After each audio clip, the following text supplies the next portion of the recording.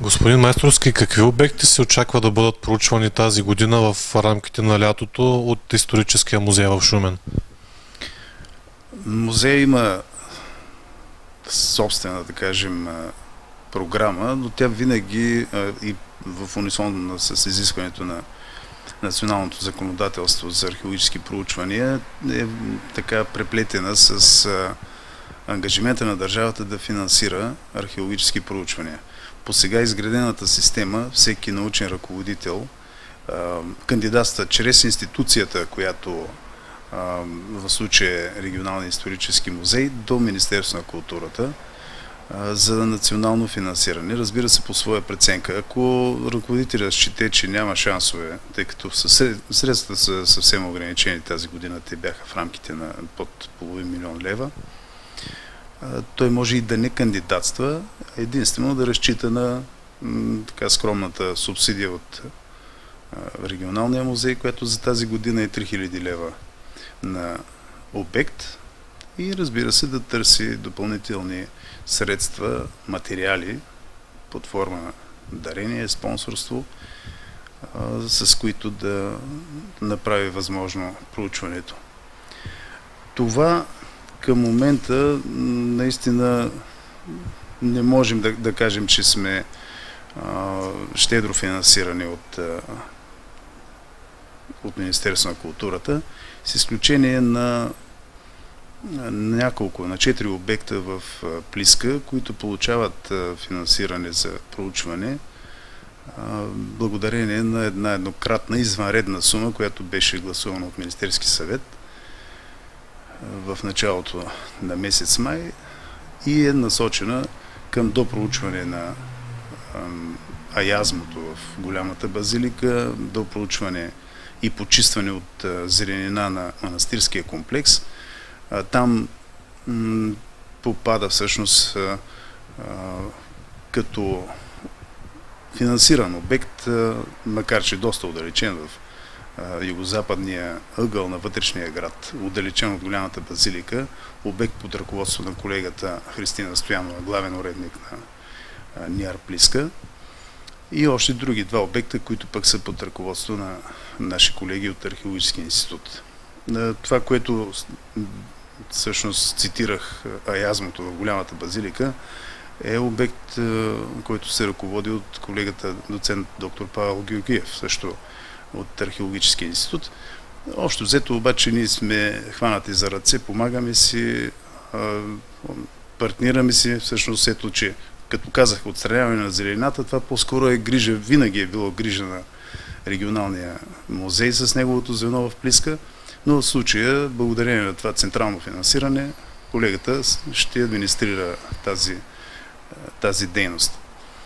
За централно финансиране, ако ми позволите да си разгъна и справката, ще получим сума от 3000 лева за едно геофизично проучване в община Смядово при Веселиново.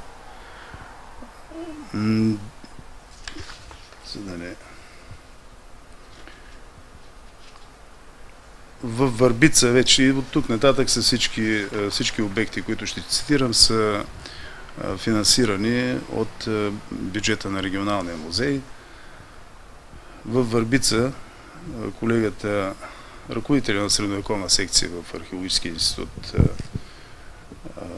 доцент Валерий Григоров, с нашата колега Светлана Кавракова. Нейно е също проучването при Веселиново, както и едно обхождане в община Смядово. Това пък е с изцяло финансиране от община Смядово.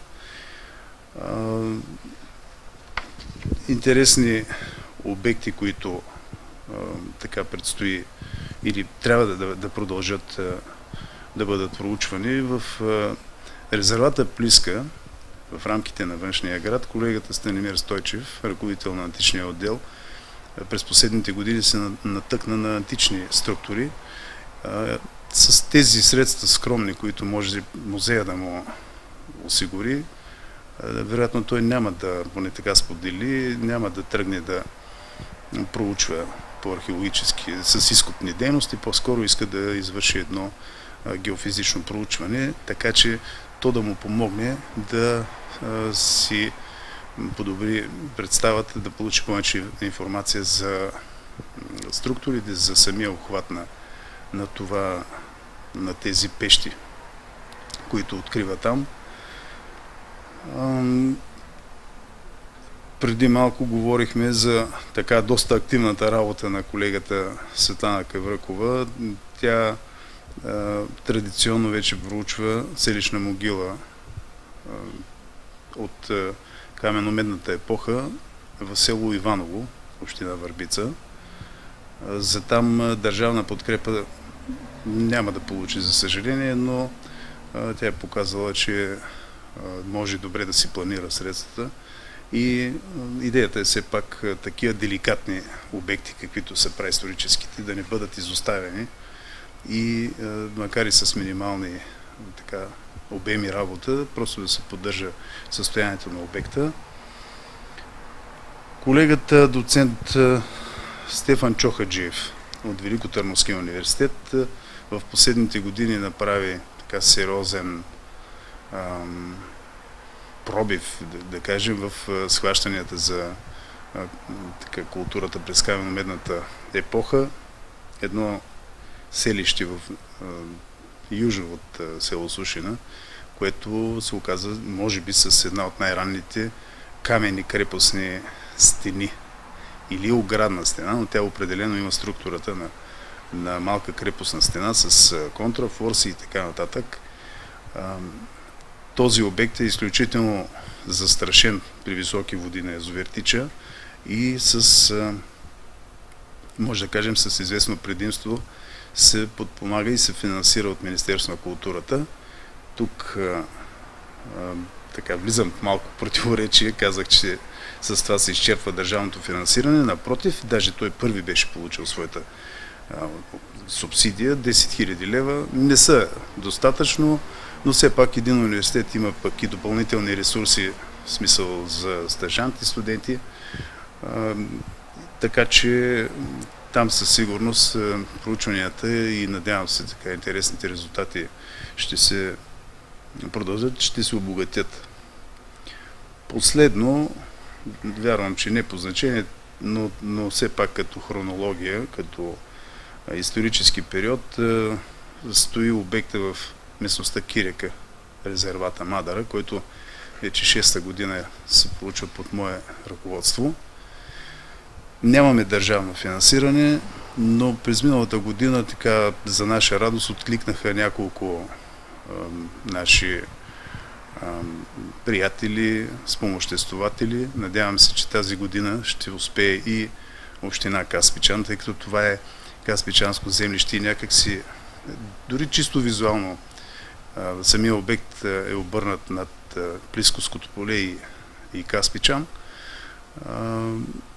Считам, че имаме добро взаимодействие с общинска администрация в Каспичан и се надяваме наистина на едно благоприятно решение от страна на Общинския съвет за известно подпомагане, тъй като наистина сумата от 3000 няма да е достатъчна да предприемаме някакви чувствителни изкопни дейности.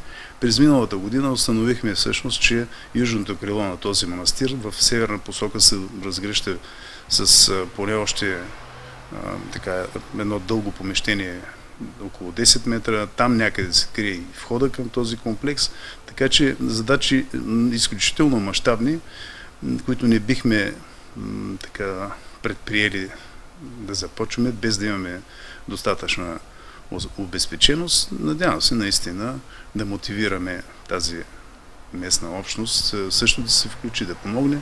Това, което от нас зависеше през предходните години, мисля, че ние изпълнихме. Поставили сме туристическа табела, двуезична, включително с маршрутите за посещение на други съседни обекти и един прозрачен покров, или да кажем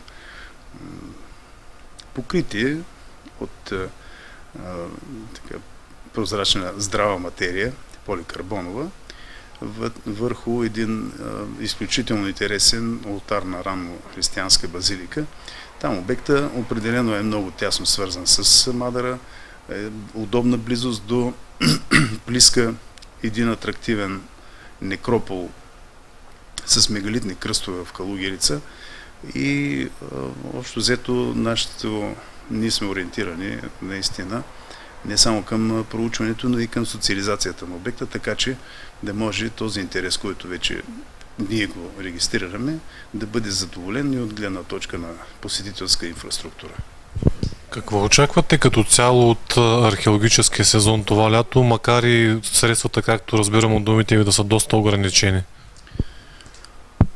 Ние всъщност може би трябваше да започнем с това, че макар и да не е намесен пряко регионалния музей, ние участваме с специалисти, с оборудване, с транспортна техника. В момента върви до проучване на участъка от магистрала Хемус при село Белокопитово. На практика тази част от инвестиционния проект вече приключва и ние ще дадем своя принос към приключването и осъществяването на този, може би, един от най-големите на България пътни възли. С другите обекти, които цитирах, аз смятам, че отново ще имаме един разнообразен, богат археологически сезон и при нас ще постъпят, убеден съм, интересни материали. В голямата си част, разбира се, те са материали, които са фрагментирани, те постъпват в спомагателните фондове на отделните отдели, но в крайна сметка понякога има и наистина уникални неща, има ценни предмети, които сами по себе си носят, разказват история и съм сигурен, че и тази година ние ще имаме подобни находки. Друг е въпросът, че сме длъжни да осигурим за тези археологически постъпления, за тези находки, трябва да осигурим подходящи хранилища, подходящи температурно-влажностни условия. Това е проблем, който вече години търпи наистина някакво развитие, но ние все още не сме решили на 100%. Много е материала, огромни са проблемите, тъй като сградата ни е така вече доста стара, компрометирана е покривната конструкция. Тези воронки, така наречени, които отвеждат дъждовните води, на периоди създават така едни аварийни ситуации. Преди 3 години получихме сграда в квартал Мътница, която може да се каже, че използваме недостатъчно ефективно, но пък и тя изисква известна инвестиция, така че всички тия помещения да са пригодни като хранилище за новопостъпилия масов материал, така че имаме, да кажем, резерви в това отношение, но ние сме длъжни да си подготвим една стройна програма, един линейен график, всеки месец, всяка седмица буквално, какво трябва там да се случва, за да може да посрещнем това, което всеки следващ сезон идва. Кога реално ще свършат археологическите проучвания тази година и кога може да очакваме обобщени резултати, какво е намерено, какво е открито и какви са научните резултати? Ако към това, което казах като обекти, добавим, или т.е. аз споменах обхожданията в община Смядово, но имаме желание да започнем една поредица обхождания и по Мадарското плато. Дължим си го от доста години. Това обаче е дейност, която се извършва вече при листопад. Това е правило просто в археологията. Ако и това имаме предвид, вероятно ноември месец, ако не ни възложат извънредно някаква задача във връзка с така големи инфраструктурни обекти, понякога и на сняг сме копали, знаете, но във всеки случай ноември месец вероятно можем да седнем и да обобщим резултатите с нашите колеги, да оценим сезона.